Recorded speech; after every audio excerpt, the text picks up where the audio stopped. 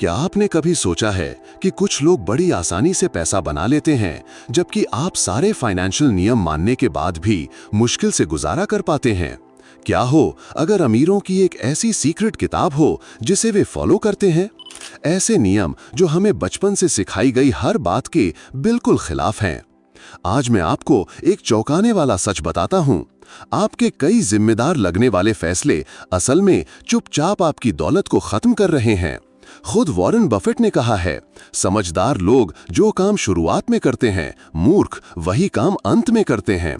उनका इशारा इसी तरफ था कि कैसे आम भारतीय उस सलाह पर चलता है जो उसे 60-65 साल तक काम करने पर मजबूर करती है, जबकि अमीर लोग बिल्कुल अलग नियमों से खेलते हैं। आज मैं आपको ऐसे 7 स्मार्ट मनी मूव्स बता रहा हूं जो असल में आपकी तिजोरी खाली कर रहे हैं। ये कोई किताबी ज्ञान नहीं है, मैं आपको हर एक के पीछे का कड़वा गणित दिखाऊंगा। इसके अंत तक आप समझ जाएंगे कि असली फाइनेंशियल आजादी का रास्ता उस रास्ते के बिल्कुल उलट है जिस पर ज्यादातर भारतीय चल रहे हैं। चलिए शुरू करते हैं उस पहली गलती से जो शायद आपका पूरा रिटायरमेंट बर्बाद कर सकती है। 1. अपने होम लोन को जल्दी चुकाना। क्या आपको लगता है कि आपका होम लोन आपका सबसे बड़ा दुश्मन है? दोबारा सोचिए। जहां हर कोई अपना घर जल्दी से जल्दी कर्ज मुक्त करने की दौड़ में लगा है, वहीं अमीर लोग ठीक इसका उल्टा कर रहे हैं और दौलत बना रहे हैं, जबकि आप बस अपना बचाव करने में लगे हैं। दिल्ली के रमेश का उदाहरण लीजिए। 42 साल की उम्र में वो हर महीने अपनी ईएमआई के ऊपर 50,000 रुपए एक्स्ट्रा दे रहे थे, इस बात पर गर्व करते हुए कि 50 की उम्र तक वो कर्ज मुक्त हो जाएंगे। फिर उनके फाइनेंशियल एडवाइजर ने उन्हें गणित समझाया। यही पैसा अगर इंडेक्स फंड में लगाया जाता तो रिटायरमेंट तक 2 करोड़ रुपए से ज्यादा बन सकता था, जबकि होम लोन जल्दी चुकाकर वो सिर्फ 25-30 लाख रुपए का ब्याज बचा रहे थे। आज रमेश के लोन की ईएमआई तो ऑटो डेबिट होती है, लेकिन वो एक्स्ट्रा पैसा अब उनके इन्वेस्टमेंट अकाउंट में जाता है और कुछ ही सालों में उन्होंने उसे बढ़कर एक बड़ी रकम बनते हुए देख भी लिया है। इसका चौंकाने वाला गणित समझिए। अगर आप अपने 8% वाले होम लोन पर हर महीने 20,000 रुपए ज्यादा डालते हैं तो आप लगभग 15-20 लाख रुपए का ब्याज बचाएंगे। सुनने में बहुत अच्छा लगता है ना? लेकिन अगर यही 20,000 रुपए आप निफ्टी 50 में लगाते हैं, जहां ऐतिहासिक रूप से 12% का रिटर्न मिला है, तो 30 साल में आपके पास 2 करोड़ रुपए से ज्यादा होंगे। ये सिर्फ एक अंतर नहीं है, ये एक पूरा रिटायरमेंट फंड है जिसे आप टेबल पर छोड़ रहे हैं।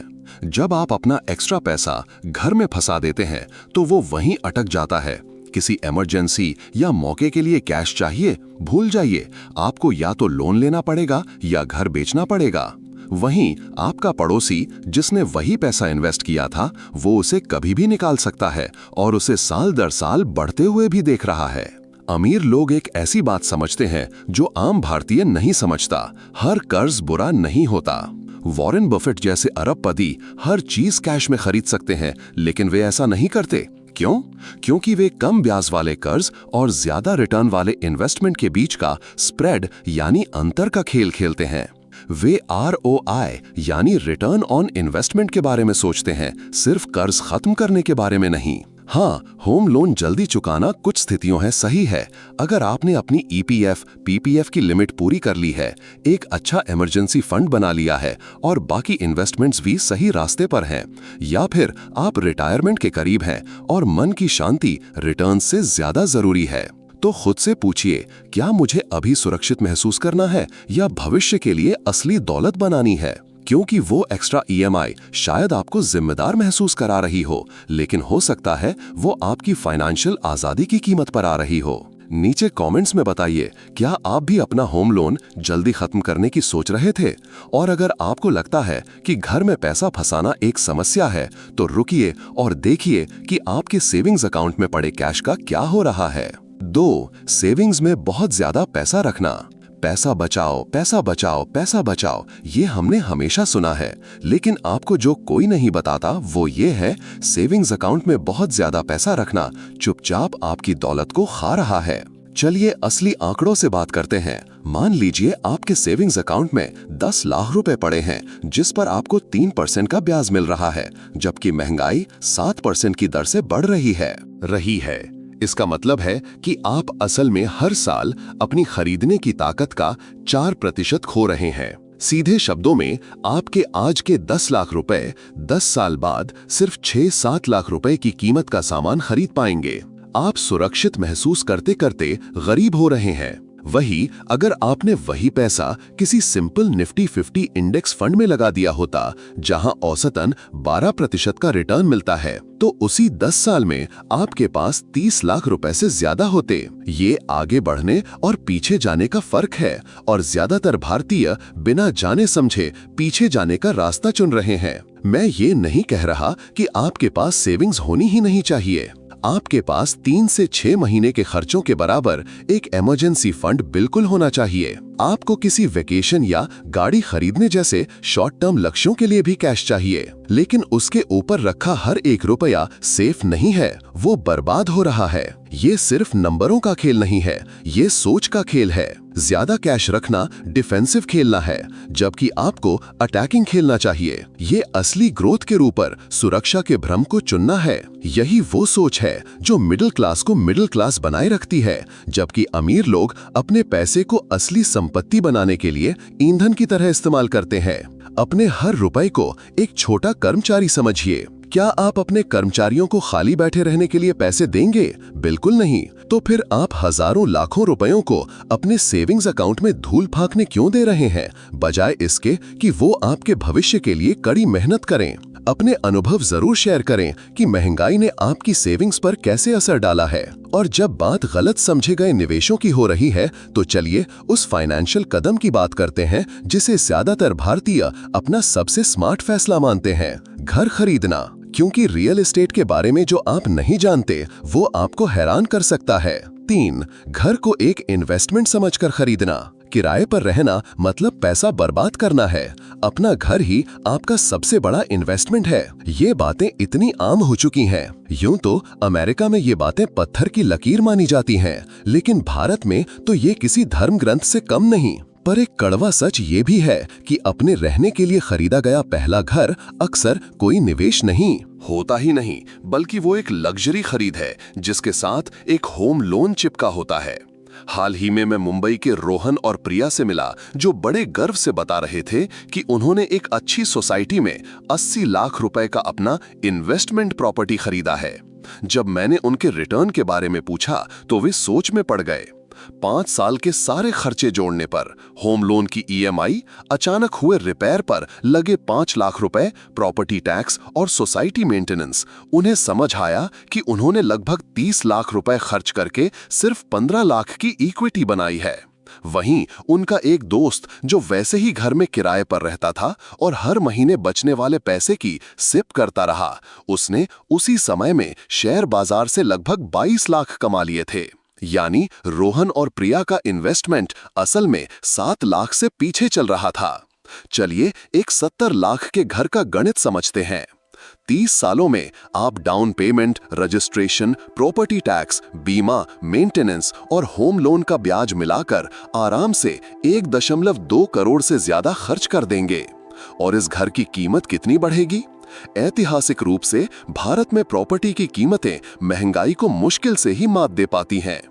इसकी तुलना उस व्यक्ति से कीजिए जो 30,000 रुपए महीने के किराए पर रहता है और घर के लिए रखे 20 लाख के डाउन पेमेंट को निफ्टी 50 इंडेक्स फंड में लगा देता है, जहां उसे सालाना 12% का औसत रिटर्न मिलता है। 30 साल बाद वो 20 लाख बढ़कर 3 करोड़ से भी ज्यादा हो सकते हैं। वहीं आपका घर शायद 1.5 करोड़ का हो जाए, जिसे पाने और संभालने में आपने 1.2 करोड़ से ज्यादा खर्च कर दिए। अब आप ही बताइए किस रास्ते ने ज्यादा दौलत बनाई। मेरी बात गलत मत समझिए। अपना घर एक स्थिरता, सुरक्षा और भावनात्मक सुकून देता है जो किराए के घर में नहीं मिल सकता। लाइफस्टाइल के लिए घर खरीदना बिल्कुल सही है। समस्या तब होती है जब आप अपने रहने के घर को दौलत बनाने का जरिया समझने लगते हैं, जबकि असल में वो सिर्फ रहने की एक जगह है जिसकी कीमत शायद बनी रहे। रियल एस्टेट एक बेहतरीन निवेश हो सकता है, लेकिन तब जब वो आपका रहने का घर ना हो। किराए की प्रॉपर्टी जिससे हर महीने आमदनी हो, कमर्शियल रियल एस्टेट या आपके पोर्टफोलियो में रीट्स, ये सभी सच में दौलत बना सकते हैं। फर्क बस इतना है कि ये आपकी जेब में पैसा डालते हैं, निकालते नहीं। अगर आपको ये बातें काम की लगी तो नीचे कमेंट्स में वैल्यूएबल टाइप करें। आपकी भागीदारी इस जानकारी को उन लोगों तक पहुंचाने में मदद करती है जो शायद यही महंगी गलतियां कर रहे हों। चलिए अब उस गलती की बात करते हैं जो दौलत बनाने की रफ्तार को दशकों पीछे धकेल देती है। क्रेडिट कार्ड से पूरी तरह बचना। मैं तो सिर्फ डेबिट कार्ड या यूपीआई यूज करता हूं। क्रेडिट कार्ड बहुत खतरनाक हैं। मैं कैश में ही पेमेंट करना पसंद करता हूं। ये बातें सुनने में बहुत जिम्मेदाराना लगती हैं, पर असल में ये हर महीने आपका पैसा और मौके दोनों बर्बाद कर रही हैं। समस्या क्रेडिट कार्ड नहीं, बल्कि उसे इस्तेमाल करने का तरीका है। जब आप क्रेडिट कार्ड से बच रहे होते हैं, तब समझदार भारतीय अपने हर खर्च पर 2% से 5% तक का कैशबैक कमा रहे होते हैं। HDFC मिलेनिया या SBI कैशबैक जैसे कार्ड से एक परिवार जो महीने का 50,000 रुपए खर्च करता है, वो साल का 12,000 से 30,000 तक वापस पा सकता है, सिर्फ सही प्लास्टिक का टुकड़ा इस्तेमाल करके। ये पैसे एक छोटी मोटी छुट्टी या आपके SIP में एक अच्छा योगदान हो सकते हैं। रिवार्ड्स के अलावा आपका सिबिल स्कोर आपके हर बड़े वित्तीय फैसले पर असर डालता है। एक बेहतरीन सिबिल स्कोर का मतलब है होम लोन पर कम ब्याज दर, जिससे 20-25 सालों में लाखों की बचत हो सकती है, बेहतर बीमा प्रीमियम और आसानी से किराए पर घर मिलना। क्रेडिट से बचकर आप इस जरूरी वित्तीय नींव को बना ही नहीं रहे हैं। एक असली उदाहरण देखिए। दो दोस्तों ने एक जैसे 50 लाख रुपए के घर खरीदे। एक दोस्त ने जिम्मेदारी से क्रेडिट कार्ड इस्तेमाल करके अपना सिबिल स्कोर 780 प्लस बना लिया और उसे 8.5% पर होम लोन मिला। दूसरे ने क्रेडिट कार्ड से दूरी बनाए रखी, जिससे उसकी कोई क्रेडिट हिस्ट्री ही नहीं थी और उसे 9.5% पर लोन मिला। जानते हैं फर्क क्या हुआ? क्रेडिट से बचने वाले दोस्त को लोन की पूरी अवधि में 10 लाख रुपए से ज्यादा का अतिरिक्त ब्याज देना पड़ेगा। इतने पैसे से किसी बच्चे की पूरी कॉलेज की पढ़ाई हो सकती थी। बेशक अगर आप बिल समय पर नहीं भरते या अपनी हैसियत से ज्यादा खर्च करते हैं तो क्रेडिट कार्ड खतरनाक हैं। ये एक फाइनेंशियल एक्सेलरेटर हैं, अनुशासित व्यक्ति की मदद करते हैं और इम्पल्सिव व्यक्ति को चोट पहुंचाते हैं। अगर आपको खर्च करने की गंभीर समस्या रही है तो कुछ समय के लिए इनसे दूर रहना समझदारी है, लेकिन बाकी सबके लिए क्रेडिट टूल्स का इस्तेमाल न करना वैसा ही है जैसे आप घर बनाने के लिए पावर टूल्स का इस्तेमाल करने से मना कर दें क्योंकि आपको डर है कि कहीं चोट न लग जाए। हाँ, रिस्क है, पर थोड़ी सी शिक्षा और अनुशासन के साथ आप सिर्फ अपनी जिंदगी मुश्किल बना रहे हैं। अब बात करते हैं एक ऐसी गलती की जिसमें लोग बहुत ज्यादा पैसा गलत जगह फंसा देते हैं। रिटायरमेंट अकाउंट्स में जरूरत से ज्यादा और बिना लचीलेपन के निवेश करना। अपना EPF, VPF मैक्स आउट करो, PPF में पूरे 1.5 लाख रुपए डालो। ये सलाह निर्विवाद रूप से बुद्धिमानी भरी लगती है, लेकिन ज्यादातर फाइनेंशियल एडवाइजर आपको ये नहीं बताएंगे कि रिटायरमेंट अकाउंट्स में बहुत ज्यादा पैसा डालना आपकी दौलत बनाने की क्षमता को गंभीर रूप से नुकसान पहुंचा सकता है। गलत मत समझिए। EPF, PPF, NPS जैसे टैक्स बचाने वाले खाते बहुत शक्तिशाली हैं, पर इनमें जमा पैसा 58-60 साल की उम्र तक के लिए लॉक हो जाता है और समय से पहले निकालने पर भारी पेनल्टी लगती है। ये एक खतरनाक स्थिति पैदा करता है जहां आपके पास कागज पर तो लाखों रुपए हो सकते हैं, लेकिन जब जिंदगी कोई बड़ा मौका या इमरजेंसी सामने लाती है तो आप उस पैसे तक पहुंच ही नहीं सकते। सोचिए, आपने सालों तक मेहनत से अपना EPF और PPF भरा है और आपके पास 50 लाख रुपए जमा है। तभी आपके सपनों का बिजनेस शुरू करने का एक मौका आता है जिसके लिए 10 लाख रुपए की जरूरत है या कोई शानदार रियल एस्टेट डील मिलती है या परिवार में कोई मेडिकल इमरजेंसी आ जाती है। आपके पास विकल्प क्या हैं? या तो 10-20% पेनाल्टी और इनकम टैक्स भरकर पैसा निकालें, जिसमें शायद आपके हाथ 30-35% कम पैसा आए, या फिर जिंदगी बदलने वाले उन मौकों को हाथ से जाने दें। वहीं जिस व्यक्ति ने रिटायरमेंट सेविंग्स के साथ साथ म्यूचुअल फंड्स या स्टॉक्स जैसे सुलभ निवेशों में संतुलन बनाया है, वो इन मौकों का बिना किसी पेनाल्टी के फायदा उठा सकता है। अमीर लोग इसी वजह से अपने रिटायरमेंट खातों के बाहर भी एक बड़ा निवेश पोर्टफोलियो बनाकर रखते हैं, क्योंकि लचीलापन ही अवसर पैदा करता है। एक बेहतर तरीका ये है, अपने ईपीएफ में सिर्फ उतना ही योगदान करें जितना अनिवार्य है। फिर एक समानांतर निवेश पोर्टफोलियो बनाएं, म्यूचुअल फंड्स, स्टॉक्स या रियल एस्टेट में, जहां आपका पैसा जरूरत पड़ने पर उपलब्ध हो। इस अपॉर्चुनिटी फंड को बनाने के बाद ही अपने रिटायरमेंट खातों को मैक्स आउट करने के बारे में सोचें। मैं इस पर आपकी राय जरूर जानना चाहूंगा। क्या आपके साथ कभी ऐसा हुआ है कि आपको पैसों की जरूरत पड़ी हो पर आप उसे निकाल ना पाए हों क्योंकि वो रिटायरमेंट अकाउंट में लॉक था? अपना अनुभव नीचे कमेंट्स में साझा करें। आपकी कहानी किसी और को वही गलती करने से बचा सकती है। और अब उस कदम की बात करते हैं जो जिम्मेदाराना लगता है पर असल में आपको पीछे खींच रहा है, कम ब्याज वाले एजुकेशन लोन को बहुत तेजी से चुकाना। कॉलेज से निकलते ही आपका पहला इंस्टिंक्ट यही होता है कि इस कर्ज को जल्द से जल्द खत्म कर दिया जाए। ये सही और समझदारी भरा लगता है, लेकिन कई लोगों के लिए ये सोच दौलत को कुचलने वाली गलती है। पूना की पूजा का उदाहरण लीजिए, जिसे अपनी दादी से 10 लाख रुपए मिले। पारंपरिक सलाह मानते हुए उसने तुरंत अपने 9% ब्याज वाले एजुकेशन लोन को चुका दिया। 6 साल बाद उसकी रूममेट, जिसके पास भी वैसा ही लोन था, ने वो 10 लाख रुपए एक सिंपल निफ्टी 50 इंडेक्स फंड में लगा दिए और लोन की न्यूनतम ईएमआई भरती रही। आज पूजा का कर्ज तो शून्य है पर उसके पास कोई एसेट भी नहीं है। वहीं उसकी दोस्त के 10 लाख रुपए अब लगभग 20 लाख बन चुके हैं और वो अपनी निवेश यात्रा में बहुत आगे निकल चुकी है। गणित देखिए, अगर आपके पास 9% ब्याज पर 20 लाख रुपए का एजुकेशन लोन है और आप उसे जल्दी चुकाने के लिए अतिरिक्त ईएमआई भरते हैं तो आप कुछ हजार या लाख रुपए ब्याज बचा लेंगे। सुनने में अच्छा लगता है ना? पर विकल्प देखिए, अगर आप सिर्फ न्यूनतम ईएमआई भरते और उस अतिरिक्त पैसे को हर महीने इंडेक्स फंड में निवेश करते तो 10 साल बाद 12% के औसत रिटर्न पर आपके पास 20 लाख से कहीं ज्यादा की दौलत होती। सिर्फ कर्ज खत्म करने पर ध्यान देकर आपने लाखों रुपए की संभावित संपत्ति का बलिदान कर दिया। एक ऐसा सौदा जो कोई भी समझदार वित्तीय सलाहकार कभी नहीं सुझाएगा। एजुकेशन लोन को दूसरे कर्जों से अलग क्या बनाता है? पहला, इसकी ब्याज दर अक्सर बाजार से मिलने वाले रिटर्न से कम होती है।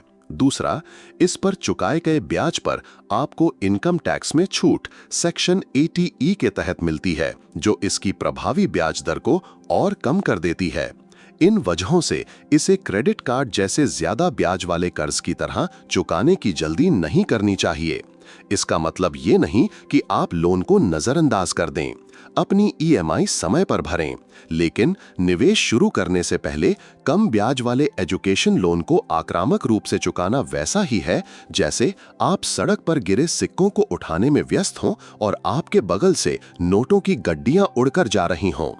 और ये हमें शायद सबसे विनाशकारी वित्तीय गलती पर लाता है, गलत लोगों से पैसे की सलाह लेना। आजकल मार्केट बहुत रिस्की है। इन्वेस्ट करने से पहले एक बड़ा इमरजेंसी फंड बनाओ। तुम्हारा बिजनेस आइडिया बहुत अनिश्चित है। हर किसी के पास पैसे को लेकर राय होती है, आपके चाचा, मामा, पड़ोसी और सोशल मीडिया इन्फ्लुएंसर।